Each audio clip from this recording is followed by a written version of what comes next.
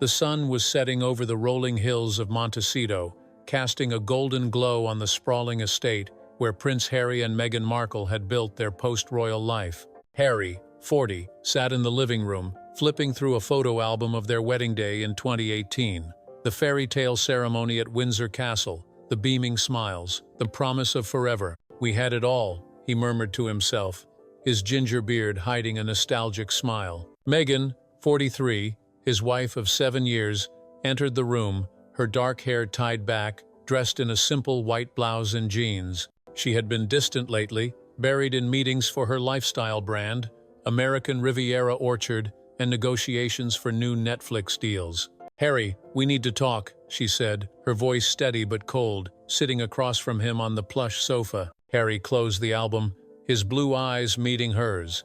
"What's wrong, Meg? You've been off for weeks." Meghan took a deep breath, her hands clasped tightly in her lap.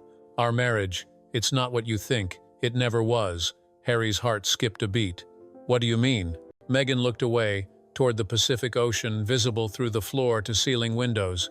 "I love you, Harry, but the truth is, I married you for the money, for the opportunities it brought.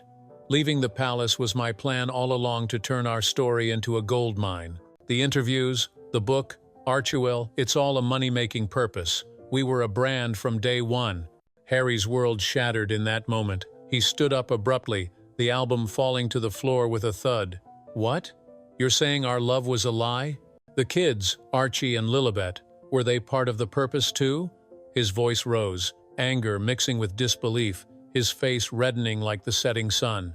Meghan's eyes filled with tears, but her resolve held. "No, the kids are real, but the marriage, it was strategic. You were my ticket out of acting gigs and into global fame. The royal title opened doors, deals, endorsements, billions in potential. I planned it all, the Megxit, the Oprah sit-down to monetize our escape. Harry, we could be billionaires if we play it right." Harry's shock turned to fury. He paced the room, his hands balled into fists. "A money-making purpose? I gave up my family, my country, my life for you. I fought the palace, the press for us. And it was all a scheme?" Memories flooded him. The fairy tale proposal in Kensington Gardens, the wedding watched by billions, the birth of their children. "You used me," he whispered, his voice breaking. Meghan stood, reaching for him. "It started that way, but I fell in love. The money is just security. For our future, the kids' future."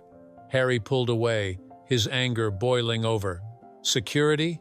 You mean your empire? The jams, the wine, the Netflix, millions. It's all about your brand."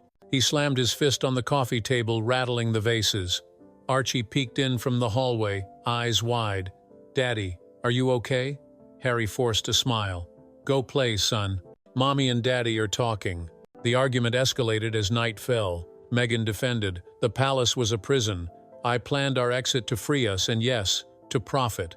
But look at us now, Archewell. The deals. We're set for life." Harry roared, "Set for your life? I lost my father, my brother, my home for a purpose? You're a gold digger, just like they said." Meghan's face hardened. "They? The racist palace? I married you to escape that and build something bigger. If you can't see it, maybe we are done." Harry, in shock, collapsed into a chair. "Done? After everything?" The room fell silent, only the distant ocean waves crashing like his crumbling world. News of the fight leaked the next day. A staffer overheard and sold the story. Headlines screamed, "Harry in shock as Meghan admits marriage was money scheme." Social media exploded. Number Meghan Gold Digger trending. Fans divided. "She's a user," one post read. "Power couple strategy?" another defended. The palace issued a statement. "We are saddened but not surprised." King Charles III, 76, called Harry. "Son, if it's true, come home. We'll protect you." But Harry, angry and heartbroken, refused. "She fucked me over, Dad, but I love her." Meghan's empire suffered immediate backlash. Sponsors pulled from American Riviera Orchard. Too scandalous. Netflix paused deals. Money, making marriage? No thanks. Meghan, furious at the fallout, held a press conference. "My words were taken out of context. Our marriage is love and partnership, yes, with purpose. But the leaks are palace revenge. Harry stood by her publicly. We're united, but privately, the damage was done. Your admission ruined us, he said during therapy. Meghan cried, it was honest, the money was bonus. The scandal deepened as more admissions leaked audio from a private call where Meghan said, marrying Harry was the best business decision. She's cold. Tabloids raged. Harry's anger turned to depression. Was it all a lie? He confronted her in the garden. The wedding, the kids, was it all a purpose? Meghan broke down. No, the love is real. Saying it out loud was a mistake. The marriage teetered on the brink. Divorce rumors swirled. Harry furious, Meghan's money confession ends it. The palace watched. Charles offered Harry a return. Leave her, come home. William texted, she's always been ambitious, now exposed. But Harry, grasping for hope, chose counseling. I love you despite the purpose, he told Meghan. She hugged him. And I love you beyond the money. Months later, the couple renewed vows privately. From purpose to passion, Meghan said. Harry smiled. No more secrets. The scandal faded, but the scar remained. A duchess's admission, a prince's shock, a marriage tested but enduring. The money-making purpose became legend, a royal love story with a mercenary start, but a heartfelt end. The fallout reshaped their world. Archewell suffered, donors fled, money scheme. Exposed as grifters, headlines mocked. Meghan's brand tanked. Purpose jams? No thanks. Harry's Invictus lost sponsors. Angry prince too risky. Meghan's anger fueled a comeback. Purpose to power. Her book on ambitious love. The admission was honest. The rage was theirs, she wrote. Sails soared, turning tide. The palace distanced. No comment on private matters. Charles called, son, if it's money, come home. Harry refused. It's love now.